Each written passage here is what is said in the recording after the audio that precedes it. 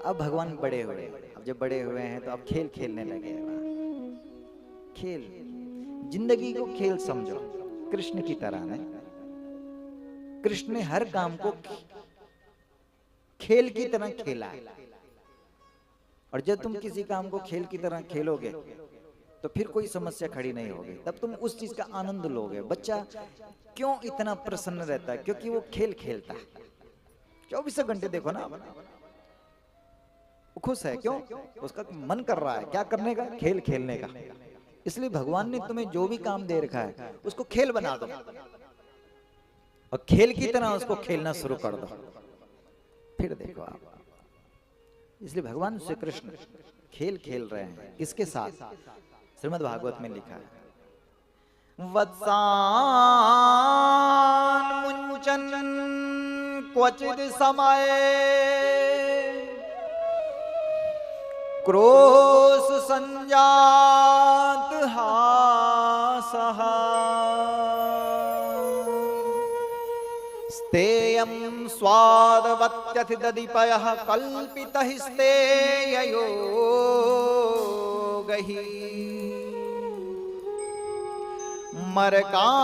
मरकान् भोक्ष्यन् विभजति सचेन्नाति भाण्डं भिनन्ति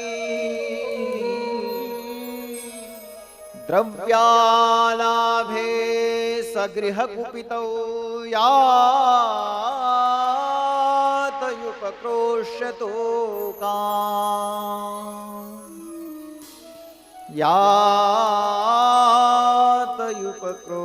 यातयुपक्रोश्यतो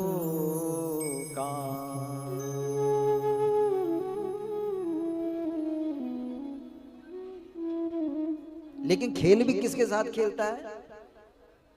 अरे जो गाय वाली गोपी है,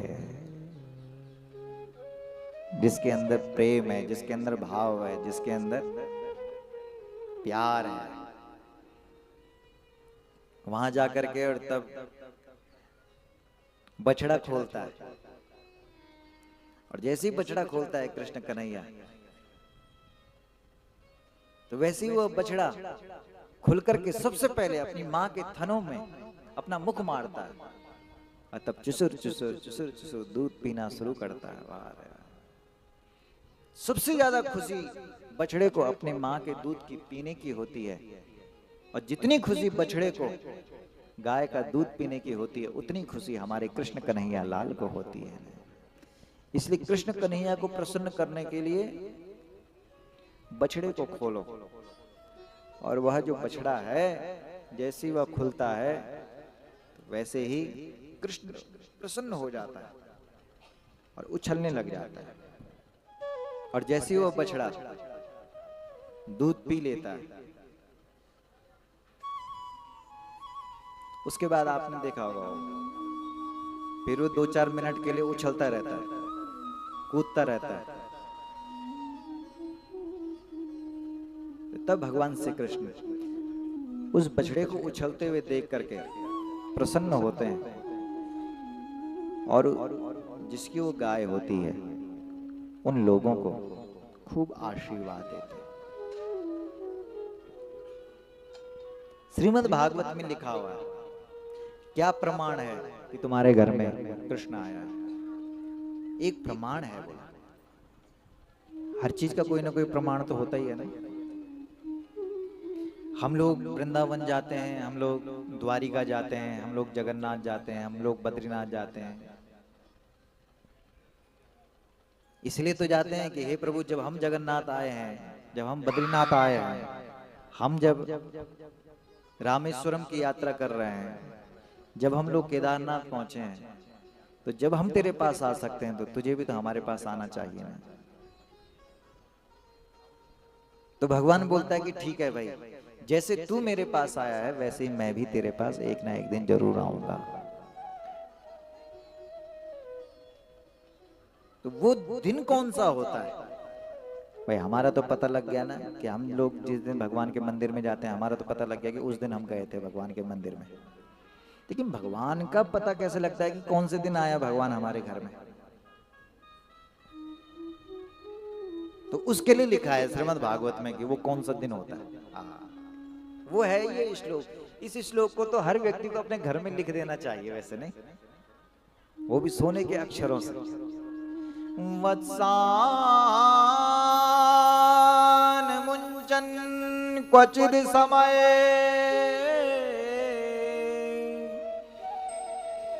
क्रोश संजात हासः स्तेयं स्वादवत्यतिदधिपयः कल्पितः स्तेययोगैः।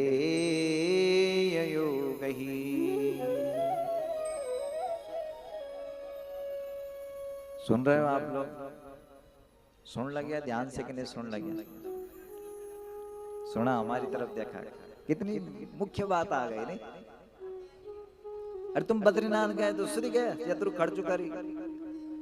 लाखों रुपए खर्च होते हैं यात्रा करने में, होते हैं कि नहीं होते हैं बताओ? अरे जिस मंदिर में भी गए, जैसे हम किसी के घर में, हम तुम्हारे घर में आए तो हम यही तो बोलते हैं कि भाई साहब हमारे घर में जरूर आना। जो जिसके घर में जाता है वो जरूर बोलता है कि भाई हमारे घर में जरूर आना। लेन देन होता है कि नहीं? भाई साहब हम आए, आप भी जरूर आना हमारे घर में, पक्का। आपको तो वचन दो हमको, आप आएंगे हमारे घर में? आ जाएंगे। तो तुम बद्रीनाथ गए तो इसका मतलब बद्रीनाथ भगवान भी तो बोल रहा होगा ठीक है भाई मैं भी आऊंगा तेरे घर में। भाई गंगोत्री का गंगा जल चढ़ाया रामेश्वरम, तो रामेश्वरम चढ़ाया तो पक्का रामेश्वरम भी आएगा हमारे घर में। तुम द्वारिका गए हो तो द्वारिका वाला भगवान भी जरूर आएगा तुम्हारे घर में। लेकिन प्रमाण क्या है? प्रमाण ये है कि जिस दिन तुम्हारे घर में तुम्हारी गाय का बछड़ा खुल जाए, समझ लेना द्वारिका छोड़ करके द्वारिका नाथ तुम्हारे घर में। कमाल का ग्रंथ है वैसे नहीं श्रीमद् भागवत, कमाल का ग्रंथ है। जिस दिन तुम्हारे घर में गाय का बछड़ा खुल जाए और चुसुर चुसुर चुसुर चुसुर दूध पीना शुरू कर दे, तो समझ लेना उस बछड़े को खोलने वाला कोई इंसान नहीं निकला, वह स्वयं बद्रीनाथ और जगन्नाथ तुम्हारे घर में आया है। इसलिए बछड़े को बांधते ही लोग इसलिए कस करके कि भाई कहीं दूध न पी जाए। कोई ऐसी भूल नहीं करता है कि उसको हल्के में बांधे। जिस दिन हमारा जन्मदिन था उस दिन देखा हमने बछड़ा खुला हुआ था, यहाँ दूध पी रहा था वो। हमने कहा यार बताओ कमाल है। इसलिए कभी कभी होता है ये ऐसी घटना है कि अचानक में होती है। हाँ, और ये प्रमाण दिया है भगवान ने, तो सोचो आप। इसलिए हमारे यहाँ बोलते थे जय की गौ वै की, जोर से बोलो जय की गौ वै की। नहीं अनिवार्य रूप से होने चाहिए बोला गाय। गाय होती थी सबके घर में, नहीं अनिवार्य रूप से गाँव गाँव में बनता है गाय, क्यों? प्रमाण तो उसी ने देना है ना। नहीं मोहर लगाने के लिए कौन थी? भगवान की तरफ से गाय। प्रतिनिधि कौन है? गाय। निशान कौन है? गाय। गवाह कौन है? गाय। शिवरात्रि में दूध किसका चढ़ेगा? गाय का। शिवलिंग के ऊपर पूजा करनी है, क्या चाहिए? पंचगव्य चाहिए। कमाल है वैसे। लेकिन जिस दिन बछड़ा खुलता है उस दिन देखो नहीं, हम कई माताओं से पूछते हैं बेचारों तय बाजरा की कमर तोड़ी ली, तय का कमर पे लाठ मारी गई। बड़ो आए अपनी माँ जी को दूध पिया रो तो है, कहा सम काट ला दूध तू पिया।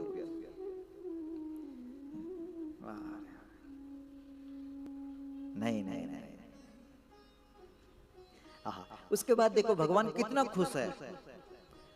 तब घुसता है बोला रसोई के अंदर, तब एक एक चीज देखता है और वहां दूध दही मक्खन, क्योंकि उस घर में तो होता ही है, अपने हाथों से भोग लगाता है उस घर में जाकर। आप देखना कभी गाय माता का जो दूध होता है ना, उसमें गाय का खुर दिखाई देता है। हमने देखा गौ माता का जो खुर होता है स्पष्ट रूप से दिखाई, आप कटोरी में लेना गाय का दूध, उसमें खुर दिखाई देगा। एक एक चीज का भोग लगाता है भगवान। उसी को शास्त्र में हमारे यहाँ कहा गया कि भाई कृष्ण ने चोरी की, लेकिन चोरी किस चीज की? मन की चोरी की है। बेचारी सुबह सुबह रात खुलने भी नहीं दे रही है गोपियां, और पहुंच गई नंदालय में। अरे ओ यशोदा, चोरी हो गई, चोरी हो गई। यशोदा ने कहा किस चीज की चोरी हो गई? किस चीज की चोरी हुई?